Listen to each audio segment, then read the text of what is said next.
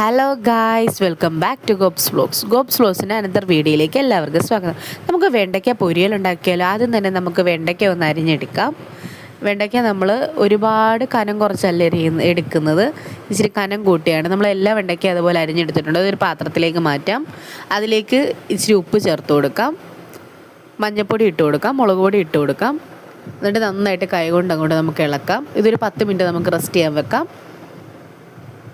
ആ ടൈമിൽ നമുക്ക് അടുത്ത ഇൻഗ്രീഡിയൻസ് എന്തൊക്കെയാണെന്ന് നോക്കാം. നമ്മൾ തേങ്ങ എടുത്തിട്ടുണ്ട്, ചുമന്നുള്ളി ഒരു 20 എണ്ണം എടുത്തിട്ടുണ്ട്, വെളുത്തുള്ളി അതുപോലെ തന്നെ അത്ര എടുത്തിട്ടുണ്ട്, പിന്നെ കരിവേപ്പിലയാണ് നമ്മുടെ ഇൻഗ്രീഡിയൻസ്. നമുക്കൊരു ചീനച്ചട്ടി വെച്ച് കൊടുക്കാം. ചീനച്ചട്ടി നന്നായിട്ട് ചൂടാകുന്ന ടൈമിൽ നമുക്ക് വെളിച്ചെണ്ണ ഒഴിച്ച് കൊടുക്കാം. വെളിച്ചെണ്ണ കുക്ക് ചെയ്യുന്നതാണ് ടേസ്റ്റ്. അതുകൊണ്ടാണ് ഞാൻ എല്ലാ കറിക്കും വെളിച്ചെണ്ണ തന്നെ യൂസ് ചെയ്യുന്നത്. വെളിച്ചെണ്ണ നന്നായിട്ട് തിളച്ചിട്ടുണ്ട്. അതിലേക്ക് നമ്മൾ 10 മിനിറ്റ് റെസ്റ്റ് ചെയ്യാൻ വെച്ച വെണ്ടയ്ക്ക ഇട്ട് കൊടുക്കാം.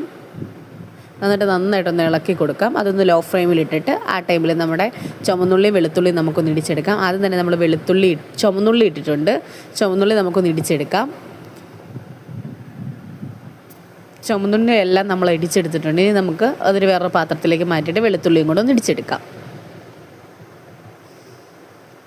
നമ്മൾ ഓവറായിട്ട് ഇതങ്ങോട്ട് ചതയ്ക്കുന്നില്ല, മീഡിയം രീതിയിൽ നമ്മളത് ഇടിച്ചെടുക്കുകയാണ് ചെയ്യുന്നത്. അതുകൊണ്ട് ഈ ഒരു പരുവത്തിലാണ് നമ്മളെല്ലാം ഇടിച്ചെടുത്തേക്കുന്നത്. നമ്മൾ കരിവേപ്പില നമ്മൾ ഇടിച്ചെടുത്തിട്ടില്ല കേട്ടോ.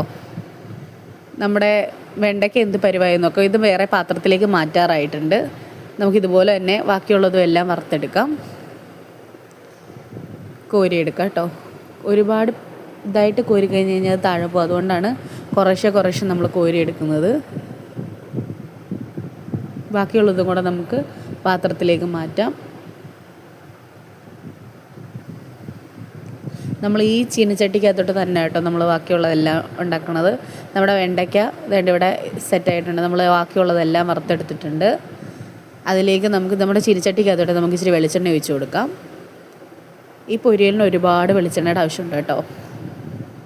പിന്നെ നമ്മൾ ചതച്ച് വെച്ചിരിക്കുന്ന വെളുത്തുള്ളിയും ചുമന്നുള്ളിയും കരിവേപ്പിലയും നമുക്ക് ഇട്ട് കൊടുക്കാം.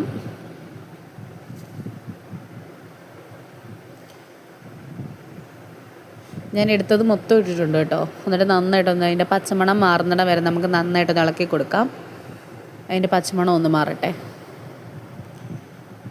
ഇതിലേക്ക് വേണമെങ്കിൽ നിങ്ങൾക്ക് ഉപ്പൊക്കെ ഇട്ട് കൊടുക്കാവേ.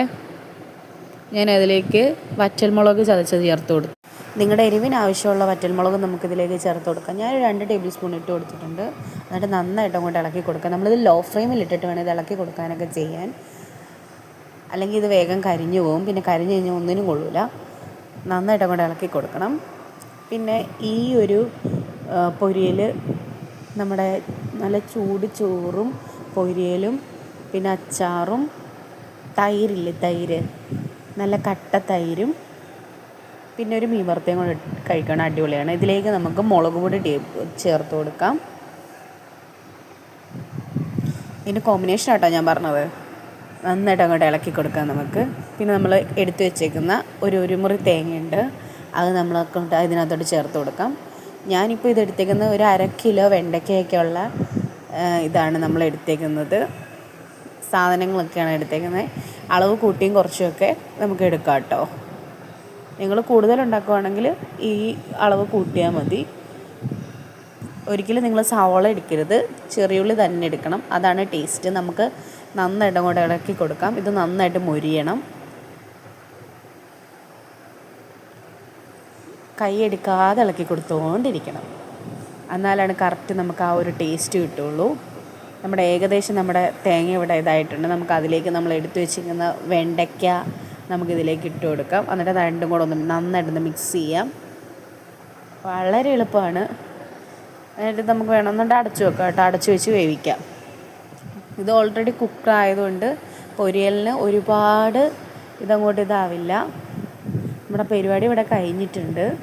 വളരെ എളുപ്പമാണ്, വളരെ ടേസ്റ്റിയാണ്. നല്ല ചൂട് ചോറും പൊരിയലും പിന്നെ തൈരും വേണമെന്നുണ്ടെങ്കിൽ മീൻ വറുത്ത അച്ചാറും ഒക്കെ കൂട്ടി കഴിക്കാം കേട്ടോ. നല്ല ടേസ്റ്റാണ്. നമ്മൾ കണ്ട ഫൈനൽ ലുക്ക് ഇതാണ്. എല്ലാവരും ട്രൈ ചെയ്ത് നോക്കണം. അടിപൊളി ടേസ്റ്റ് എന്ന് വെച്ചാൽ അടിപൊളി ടേസ്റ്റാണ്. വെണ്ടയ്ക്ക കഴിക്കാത്തവർ പോലും വെണ്ടയ്ക്ക കഴിക്കും. എല്ലാവർക്കും ഇഷ്ടപ്പെടും. എല്ലാവരും ട്രൈ ചെയ്ത് നോക്കിയിട്ട് ഫീഡ്ബാക്ക് അറിയിക്കണം. അപ്പോൾ വീഡിയോ ഇത്രയുള്ള വീഡിയോ ഇഷ്ടപ്പെട്ടാൽ like and share and subscribe. Bye from Gopika.